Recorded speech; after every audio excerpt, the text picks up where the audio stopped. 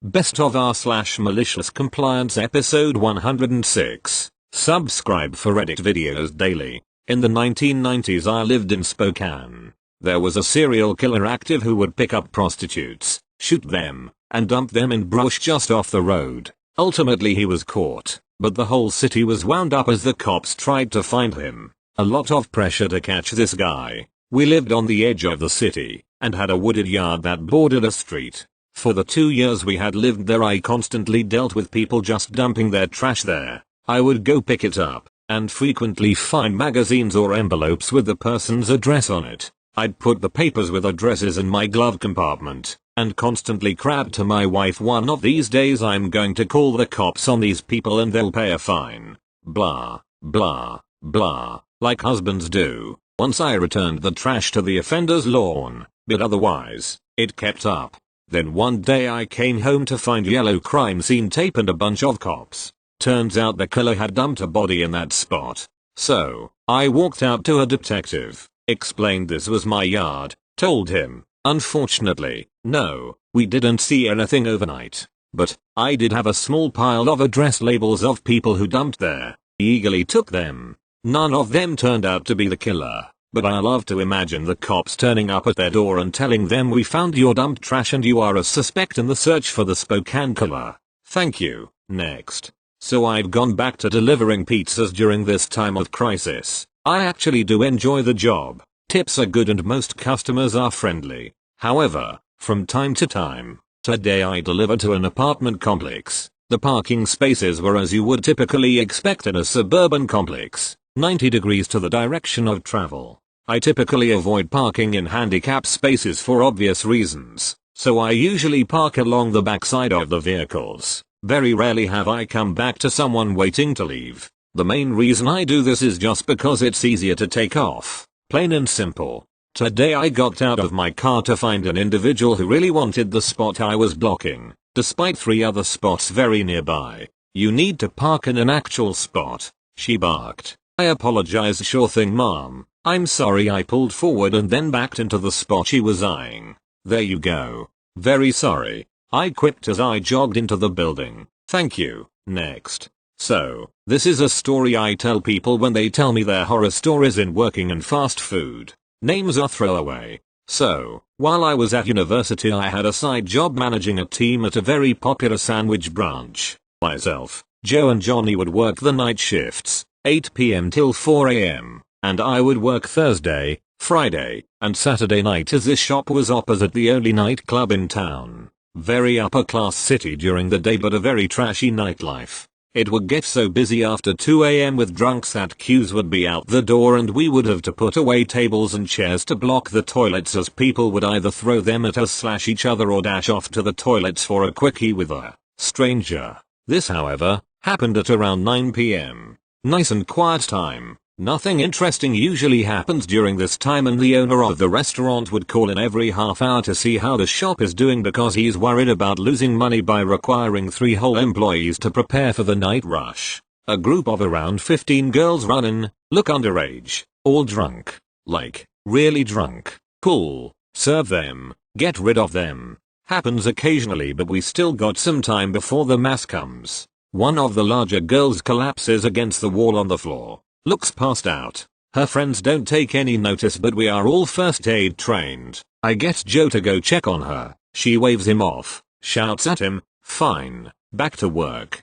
10 minutes later. The smell. Lord, the smell. The store is actually pretty busy but after realizing what had happened we had to stop serving and kick everybody out the store because of the health hazard I was about to witness. We kick out her friends. And she's still asleep. Myself and John lift the woman to a safe location while Joe calls an ambulance in case there is anything wrong. The smell gets worse as we lift her. I felt sick. I turned to look back and I saw the largest, wettest, pile of feces I had ever seen, in the shape of her behind with a very distinct line in the middle representing what was most likely a G-string / thong. Be mindful that this girl looks like she's 15. None of us wanted to go anywhere near it. But a joint effort between the 3 of us had it cleaned up within minutes. I wasn't going to risk anything so I left the ventilators on full blast and prepared to lock up for the rest of the night. Incoming phone call. It basically went down as how's the store? We had an incident so we had to close. What? Under no circumstance are you ever to close early. Yes. But. No buts. Open back up immediately or I'll fire all three of you. We throw away anything perishable that wasn't covered. We didn't have a lot out but still, not risking anything else that could lose me my oh so precious part-time job. We then proceed to take a 30-minute break to let the store ventilate and have the smell go. Like it would.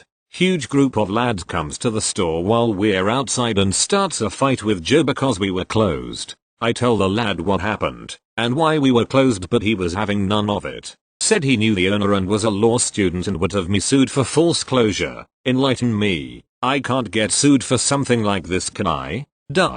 He calls the owner, and surely enough, I immediately get a call back. Open the store now or I'll fire you on the spot. I tell him to wait up a couple seconds while I deal with a customer. I tell Joe to start recording the call. Sorry, I didn't catch what you previously said, could you repeat? Open the store or you're fired.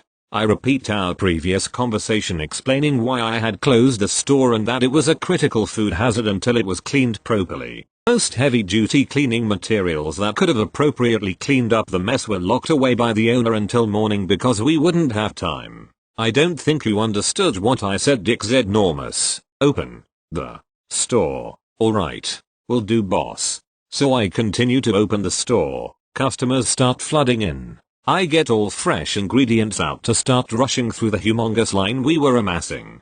A lot of customers are turning their noses once they walk in but like I said, trashy. These people are hungry. They line up anyway. Some customers are throwing up from the smell. It really was that bad. Asked me what was up. I told them that if I were too close, I lost my job. Police show up and close up shop for us. Thank God. I was waiting for something like this to happen. We didn't even have to clean up. We just got told to go home and they would sort it with the owner tomorrow because the city had a reputation to uphold. I ended up getting fired because I closed the store. But instead of just getting fired, I ended up taking it to court for unfair dismissal and got a month's payout and the owner had an emergency health inspection the morning after. The guy lost his branch. He works as a security guard at a grocery store now, working for the security guard he previously hired to look after us after 1 AM. Pretty sure he ended up losing his house and car too. Screw that guy. TLDR. Drunk teenager poops, pees and throws up all over the store floor. Without the necessary resources to clean it properly, I was still forced to keep the store open. Owner ends up losing his franchise and works part-time as a security guard at Tesco. And I got paid. Whoop. Thank you. Next. So, this happened with me and my father while we were connecting a new fireplace to the chimney in 2016. This chimney was unused for a long time and there were jackdaw nests in there. Several generations worth, in fact. I had promised to help clean the old chimney, but I had to pack clothes for a class trip I would go on. I was going to go to Italy with my class and we were driving there by bus, leaving Sunday evening, not to waste a day of the week in Italy trying to get there. My father did tell me to clear the chimney during the weekend. To do it, I needed to access the upper of 2 access ports to the chimney, situated in the cellar and the attic, and clear out the nests with a poker, taking them out in the cellar. There was quite a lot of dust in there as well, and I wanted to have a contraption to hold the lower access port shut in case all the nests would fall down at once. This contraption was built by my father at his workplace, where he had left it on Friday. Now, I did not want to clear out the chimney without the extra safety, so I told him to get it on Saturday, so I could do it Saturday evening and leave him to clean up the fine dust and smaller bits while I was gone. He forgot to get it on Saturday as well. So I told him that I was not going to do it, because the dust from old birds' nests can have dried shit in it, which is bad if you breathe it in. Also, should the access port bust open, this dust would go everywhere, coating the whole cellar in a layer of this disgusting mixture, making it nearly impossible to clean. However, my father totally missed the point and told me to step up to my word and to do it anyways. This ended up in a fight between us, leading to him threatening to cancel the class trip and ground me for the week. So I ended up conceding. So, after the long fight we had, it was early evening and I could not do the whole task on Saturday anymore. I ended up preparing everything so I would be able to do it quickly the next day, so I would hopefully be able to take a good long shower and pack my bags without too much stress. And then, there I saw my chance. My father got called for an emergency at the workplace. He told me he would be back after I left and wished me a nice trip.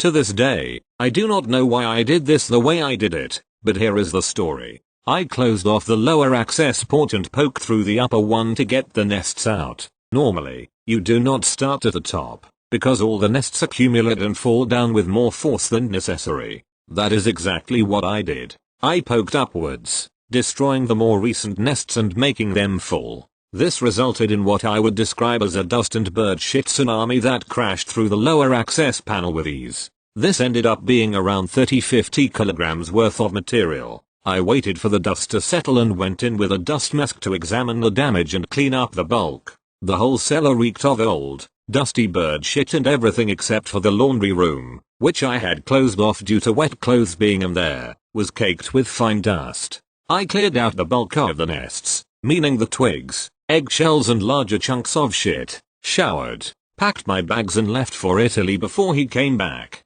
But I left him a message on a note at the door to the cellar. Translated it means, "I told you so," but with more colorful language that I sadly could not translate properly. The aftermath. My father was obviously not happy, but he had a week to think about what happened. He did send me a message that said this would be my last days in grounded, but eventually just cleaned the dust up and never talked about the issue again. We were better to each other after that, so I think he got my point. Thank you. Next.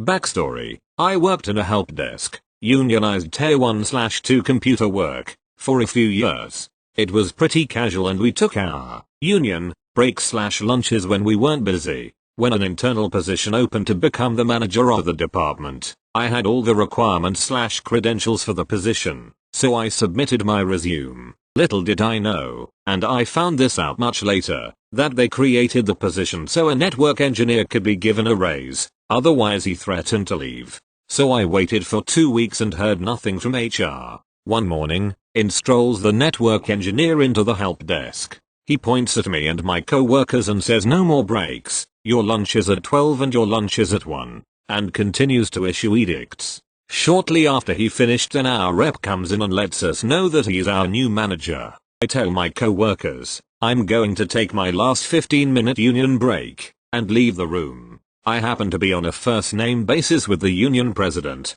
who balances her time between her job at my company and union work. I come into her office, close the door, and fill her in on all the new rules that violate our contract. She gets a wicked smile and says she will be right back. I know she's going to go put on her ass-kicking boots. I go back to my desk, notice the new manager's door is closed, and let my co-workers know what's up. She must have read him the riot act because shortly thereafter he comes out of his office completely deflated and starts pointing to each of us in order. You get 2 breaks per union rules, but they will be at 10:15 and 2:15.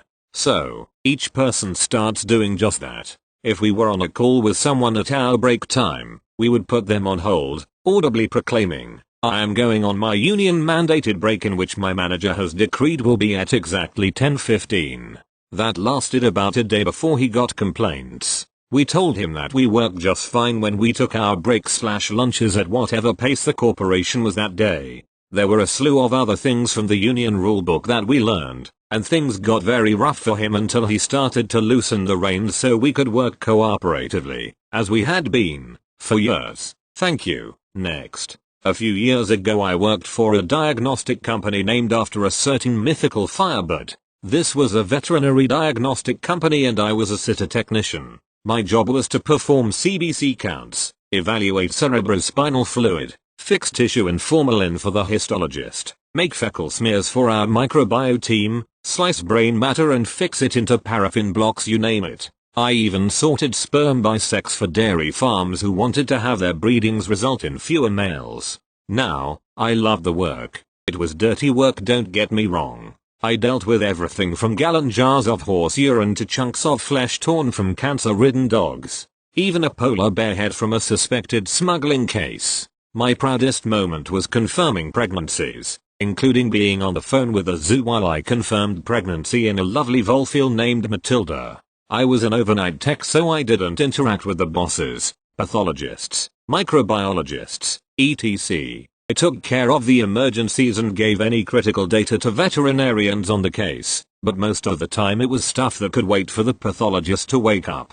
The chief pathologist got the worst cases, and he was a prick. I was to have all of his slides, data, and patient files arranged alphabetically on his desk by 6 AM. And he meant by 6 AM. I came in at 6:05 because a chunky sample had clogged the advia, and he was sitting at his desk in complete and total darkness, waiting for me. He switched on the lamp when I walked in and gave me a heart attack. Now, this chief pathologist didn't like me. I'm loud. I have crazy hair and stretched ears. We're laboratory workers. No one from the public interacts with us, so the dress code boils down to as long as it's lab safe you're good. Being an ancient chief pathologist with the withered soul of a dementor, he didn't like this. He hated that I was gay, that I joked around with co-workers. In his mind this was austere work and were never allowed to have any fun, ever. So he began sending back my slide books. This man would wake me up at 9 AM after a 10-hour shift, and ask why sample 106,542 was chunky. As in, he thought the blood on the slide was too thick to read and demanded that RA make it for the next morning. Now, I take pride in my work. People trust vets to diagnose their pet correctly, and it's my job to help Fluffy recover just as much as the vets. Not to mention I saw repeated draws, so I knew a few patients by name alone. I asked a few other techs to give feedback on my slides, and got approval from them before sending them up to the dementor. He began sending back whole lots of slides to the point where he was doubling and tripling my work for the night. The clients began to notice. I wasn't spending as long on sperm sorting and the dairy got pissy. A few feckles had to be delayed. Always the same feedback from the dementor. The slides are too thick. I can't read the slides. You're killing patients. He once marched downstairs and actually threw a book of glass slides at my head. Don't fucking send them up here until they're perfect. He snarled, and marched back upstairs. I was petrified, holding a tray of urine and covered in broken borosilicate glass. Not send them up until they're perfect? Absolutely, sir. I shoved my non-emergency cases off on a co-worker who needed more sperm, urine and fecal practice, and I threw my back into making blood and CSF slides. My tissue was eagerly taken up by a co-worker who wanted to learn histo, so my work was covered. Since everyone hated the dementor, it wasn't hard to get folks to help me. I pulled slides the dementor had made personally, and set that as my standard. Presumably, he's able to read his own fucking slides. I did them over and over again until they were perfect. No cells were ruptured. No streaks. Dyed to perfection. Labeled clearly as anything I could label. These were slides that could have gone to the goddamn Museum of Hematology. They were actually better than his. I send a 300 slide lot of perfect, beautiful, lovely slides to my boss. He admires them, compliments my work, and I get the paperwork packet ready. Not only do I organize it by alphanumeric patient name and number, I organize it by our cases on top so he doesn't have to hunt for them. I ask the veterinarians for patient records and attach those. I put them each in their own lovely case folder labeled with the patient number and name. I send this gorgeous packet up to the dementor exactly at 6 AM. He's of course, waiting. He picks up a slide, sets it on the microscope, and immediately I see him stop. They're beautiful. You can see every white blood cell. The pathogens stand out like I had fucking asked them to. I'm standing there with a shit-eating grin on my face, thank him for his time, and go downstairs to gather my things. I'm woken up again, this time by HR. They ask me to come in, and nervously I drive to the lab. I find out the dementor is accusing me of wasting sample, as I had essentially used up most of the sample prepping the slides. After all the other techs had poured the tubes, there was only enough for 1 or 2 ray test runs. There were other technicians' names on histo, fecal and urine reports, so some of the other doctors got a little pissy. I tell HR about the dementor screaming at me not to send the blood slides until they were perfect. Since I am committed to the health and well-being of my patients, I pulled slides the dementor had made and followed his standard. By his own standards the slides were, in a word, perfect. HR immediately turned on him and asked him why he would ask me to be written up for performing my job. Dementor grumbled something about the samples, but since there was enough for analysis he couldn't really nail me on anything. Unfortunately, the Dementor did eventually win, and get me fired. He complained about everything under the sun, including things like asking why diarrhea samples were streaked. Nature of the beast, but I never heard anything about any blood samples I ever handed him ever again. And since pathology labs keep example slides indefinitely for reference, those beautiful slides I made will be standing next to his for eternity. I hope that puts a burr up his ass as much as it helps me sleep at night. I like to imagine he has to pull those perfect slides to reference a case, and purses his leathery lips at the initials on the slide. TL. Doctor, pathologist doesn't like me as a person. Insists rework blood slides until they're perfect. He gets his wish. Thank you. Next. So as everyone knows, most of the world is quarantined right now and we all have to stay home. Students have their lessons in online meetings, and so do we. So last Tuesday our technology teacher gave us a few assignments, with a hand-in time being 11:59 PM on Thursday for some reason. She told us we are meeting for an online lesson at 10 AM on Wednesday. We all got into the meeting and it was just awful. You almost couldn't hear her and everything she explained or at least tried to was way out of our league. Stuff we had never heard or seen before. I think it's also important to mention that we are a small group of just 8 students in that course. At the end of the lesson she asks if there were any questions she didn't know. We were talking about how none of what she says made sense and we were so confused in our WhatsApp group. I asked about one thing, but everybody just said that it doesn't make sense, since she can't explain anyway and we wouldn't get it no matter what. So Thursday comes around. No one has done any of the assignments yet, obviously as we were all too stupid, or something. I wake up, look at my phone and see there's a new message from the teacher. It was around 10 AM. She wrote in our group, "Hey guys, I have not received any solutions for the assignments I gave you yet. Don't forget about them." We were all like, yay, we'll hand them in later. Thank you for the heads up. So it turns 11 AM. I get another message. I'm currently working on the assignments. Definitely not copying my answers from Wikipedia. She writes, "Guys, no one has handed in their work yet. I would like to know why. It shouldn't be too hard." And she was right. It wasn't. Google and Wikipedia explained it so easy, it was no problem. We started chatting on WhatsApp about what was up and why she was writing us already, thinking we might have misread the due time. We didn't. 12 AM and another message, still nothing. What's wrong, guys? As soon as we saw the message, we were in a call doing the rest of the assignments at that time, without the teacher obviously. We all started thinking the same. We were all super annoyed. Due time was 11:59 PM, not 12 AM. We did the rest of the assignments and sure enough, 1 PM and another message rolled in. She was getting quite mad at us and asked again why we didn't hand in anything yet. No one replied. We chatted in the WhatsApp group again. Everyone was getting so annoyed at her. We didn't like her as a teacher before anyway. So we decided to all hand in the assignments at 11:59 PM, as we were supposed to. Sure enough, we got a message every hour, asking why there weren't any solutions handed in yet. We didn't answer. At 8 PM she said it's now getting late and we are starting to make her really angry. She might have to inform our parents about this. That was the point. We all knew she was definitely not a keeper as a teacher. So it's due time. We hand in everything.